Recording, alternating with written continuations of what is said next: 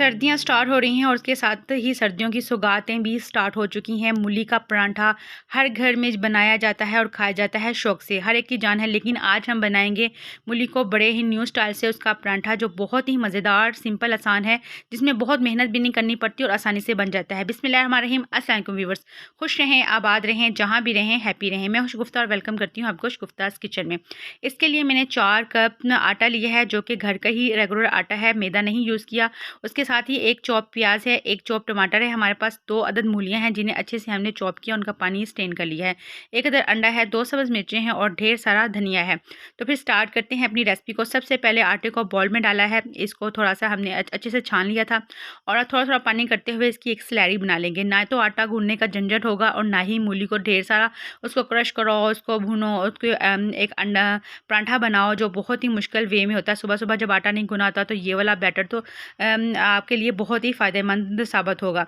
तो मूली का पानी हमने स्ट्रेन कर लिया था, क्योंकि अभी सीज़न स्टार्ट है और मूली थोड़ी कड़वी होती है, इसलिए आप इसका पानी अच्छे से स्ट्रेन किया करें। फिर इससे इसका कड़वापन निकल जाएगा और इसके बाद हम इसके अंदर डाल दी है मूली और इसके साथ ही हम इसमें सब्ज़ मिर्चें डालेंगे खूब सारी, और आपने बारीक इसको चॉप कर लिया। आप इसमें इसका पेस्ट भी बना के डाल सकते हैं, जैसे आपकी मर्ज़ी हो।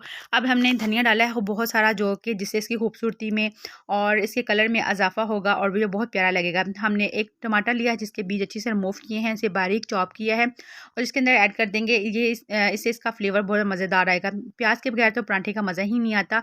अब 1 प्याज है बड़े साइज़ की, जिसे बारीक चॉप करने के बाद इसमें डाल दिया है। इसको अच्छे से हम करेंगे मिक्स, और इनको मिक्स करने के साथ ही इसके अंदर हम 1 अदद अंडा डाल देंगे। अंडे से इसके अंदर बहुत ज़्यादा क्रिस्पीनेस आ जाता है और बहुत ज़्यादा फ्लेवरफुल बन जाता है ये, और हेल्दी परांठा बनेगा हमारा। और जो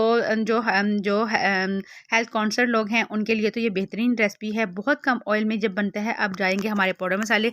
सबसे पहले हमने 1 टीस्पून हम डालेंगे इसमें लाल मिर्च पाउडर, नमक जाएगा 2 खाने के बड़े चम्मच, धनिया पाउडर जाएगा 1 बड़ा कन चम्मच, और हल्दी हाफ चम्मच जाएगी, चिली फ्लिक्स 1 चम्मच जाएगा।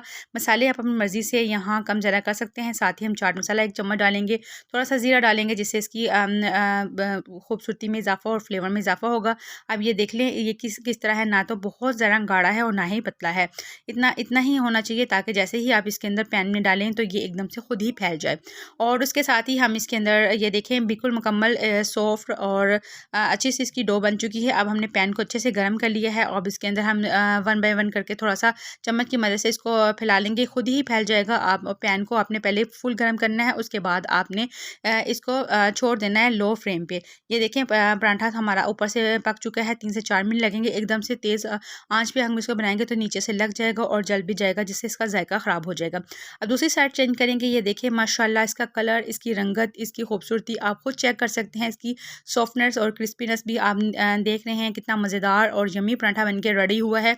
एक दफ़ा आप इस तरीके से बनाएं तो आप दूसरे तमाम तरीक़ों को भूल जाएंगे और यही तरीका आप आजमाएंगे। सुबह बच्चों को लंच बॉक्स में भी दे सकते, लंच में आप इसको ट्राई कर सकते हैं। ब्रेकफास्ट में तो हर कोई उसको ट्राई करता है, चाय के साथ ये बहुत मज़ेदार लगता है और इतने आसानी से बनता है कि मज़ेदार ही बहुत है कि आप इसके दीवाने हो जाएंगे।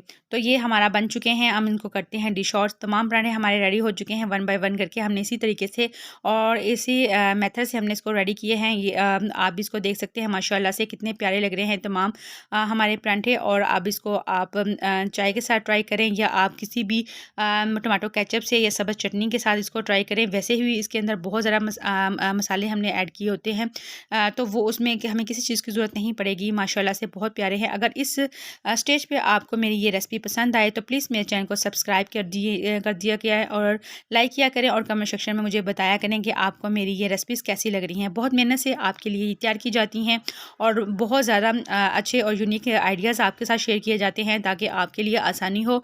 और इंशाल्लाह मिलते हैं आपके साथ नेक्स्ट रेसिपी के साथ। मुझे इजाज़त दीजिएगा, अपना ख्याल रखिएगा। अल्लाह निगहबान।